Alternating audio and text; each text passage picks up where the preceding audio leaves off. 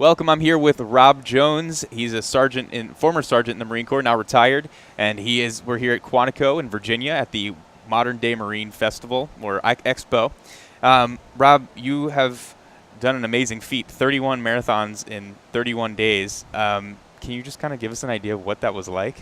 Oh man, I could probably talk your ear off for about an hour and a half about it, but I did it because I wanted to prove that wounded does not equate to broken, and I wanted veterans to see that, and I wanted civilians to see that. People like that are here today, business leaders and politicians and everybody. So I wanted everybody to know that, and so I figured the best way to tell them that would be to create this story about a guy who went overseas and suffered a trauma and came back and thrived off of it. So that's why I did it. And then I trained for a year and a half. Wow.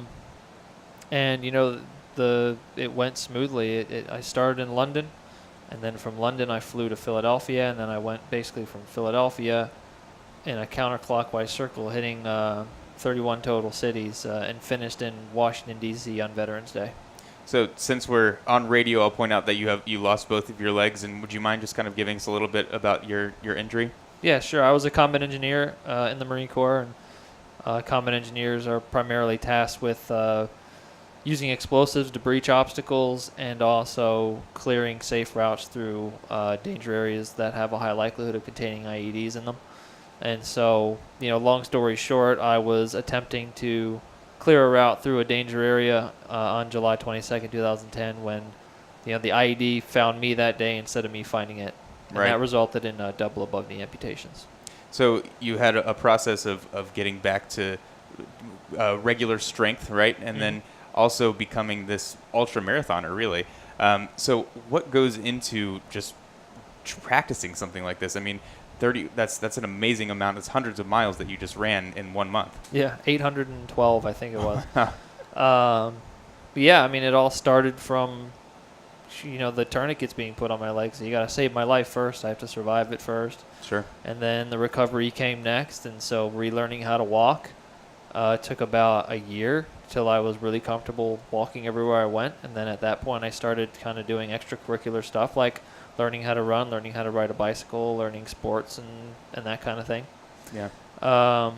And then after that, it just kind of takes time to, develop the movement patterns and strengthen, parts of your body that are being used in a different way than they're used to being used. Because my running gait, I swing my legs to the outside of my body instead of bringing them underneath me. And so when I was training for the month marathons, I'd already actually been an athlete for 5 years, so I had that kind of base behind me. And then what I kind of tried to focus on was just really thickening my connective tissues so that they could withstand the pounding, day after day after day for 26 miles. And on top of that, making sure I was fat adapted, so I was able to burn fat for fuel really efficiently. Right.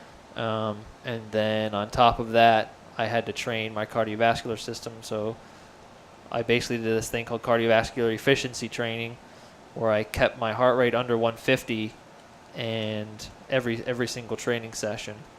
And so what that does is it makes you faster at the same heart rate. Gotcha. So it makes your heart and lungs more efficient. Now you mentioned this this wounded does not mean broken, Right. Scenario, and I think something when people came back from Vietnam, that was kind of something that ended up being a stigma, and there was a lot of veterans that had to deal with a lot of issues with Right. that kind of thing. How has that empowered you, and what's like the whole message that you're really looking for there?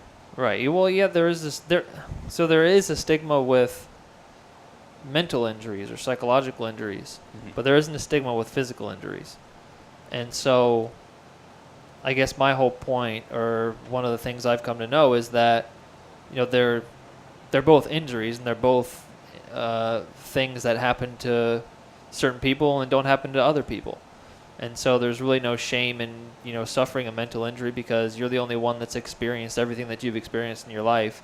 and it's just a little bit more of a complicated issue. With a physical injury, you either get shot or you don't, or you step on an IED or you don't. Right. Whereas with a mental or psychological injury, it's the brain is so much more complicated. We don't even understand exactly how it works. So there is that stigma, but I don't really think it's a deserved stigma. Yeah. Tell me about the people that you met along the way in these 31 cities. I mean, were they inspired? Did you have people cheering you on? How did this work out for you? So I had like Eventbrite pages and Facebook pages and stuff for each of my races, and I would put it out there. I'm going to be running, say in New York City.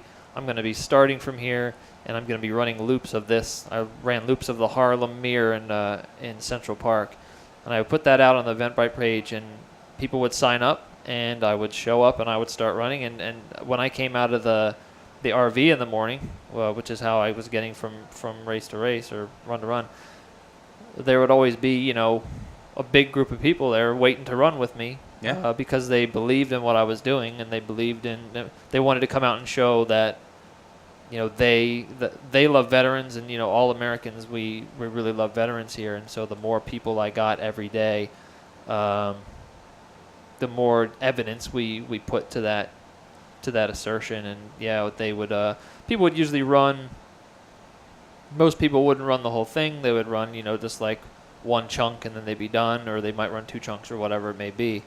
But when the times got tough, it was, for example, in San Antonio, it was particularly hot, and I was struggling that day for my first 12 kilometers. And for my second, third, and fourth loops, these trainees from the combat controllers course close by came out, and they ran with me, and they sang cadences and stuff, so it really helped me out. So every time I had somebody running with me, it was really helpful. That's great. It's like a much more meaningful Forrest Gump moment, it sounds like. Yeah.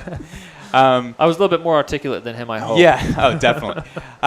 So tell me about times when it was hard. I mean, you just mentioned, running in San Antonio where it's really hot. I mean, were there ever points where you're just like, I can't go on anymore? Yeah, I kind of figured when I first started that London was going to be my best marathon, my fastest marathon, and then after that it was basically just going to be me trying to stave off deterioration of my body. And in DC I was going to be crawling across the line, yeah. Just totally destroyed. But as it turned out, the first 4 days kind of did go like that, but then by my 10th marathon, my 10th one was my fastest one. And then after that was in Chicago, and then after that I kind of just maintained this capability and this pace. I maintained pace for almost the whole way around. And so that surprised me, but that's how you can adapt to just about anything. But when I got to Texas, I had been pretty lucky with all the weather up until Texas, and then Texas hit San Antonio and Houston back to back, and then Dallas. But San Antonio and Houston were both very hot, very humid. I just hit it during a heat wave, and so that does tend to, amputees, we get hot easily, and it's a little bit harder for us to cool off because we don't have as much surface area. Right. And so the heat does take it out of me. So those 2 days were really tough, but I made it through because I had people come out and run. I think I had Marine recruiters with all their poolees there in both cities, and then the combat controller guys came out, and then just all the supporters. But then the last 4 races were a little bit more difficult because in Nashville I slipped on a wet wooden bridge and I injured my back. I don't know what I did. I never actually went to a doctor, but all I knew was when I landed on my left foot, my back would kind of really hurt really bad in the lower back area. And so that made the last 4 pretty tough.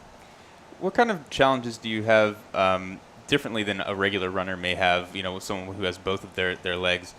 You mentioned the heat and then also, your gait a little bit. What other things do you have to keep in mind? Yeah, I think it's just it's a little bit easier for me to trip. And basically my running technique is different, but the principle of how I run is essentially the same. You're planting your foot and you're using the rest of your body to drive off of that foot and propel yourself forward. I'm still doing that just like everybody else. But when I bring my leg around, I bring it to the outside, they bring it underneath of them. Right. And since my prosthetic works like a spring, I have to be very careful about which surfaces I run on. So I can really only run on hard packed surfaces. I can kind of run on grass, but it's really not very efficient. And then I have to make sure I have, a wide berth on either side of me. So I can't really run on mountain trails because I'd be tripping all over the place. And then I have to be careful of undulating ground, or like one time there was not on the month marathons, but when I was training, there was a sewer grate that was sticking out, and I caught my foot on that, and I did a front flip and, and fell. Yeah. So I just have to be a little bit more careful of that kind of stuff. What kind of medical staff and science went into this? I mean, are you using the classic prosthetics, or did you have something specially made for you? No, I was using the standard prosthetic running foot that I used ever since I relearned how to run.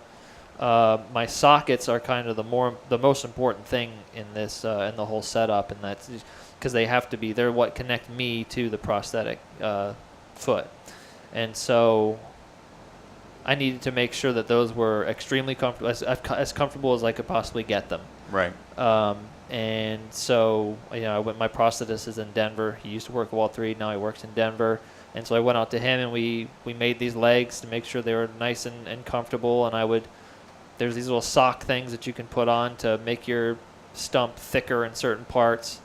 So I just made sure it was comfortable every day. And then I actually used chamois cream underneath of the prosthetic in order to minimize any kind of friction. Great. Well, Rob Jones, truly an inspiration. 31 marathons in 31 days. Thank you so much. Thanks a lot. Appreciate it.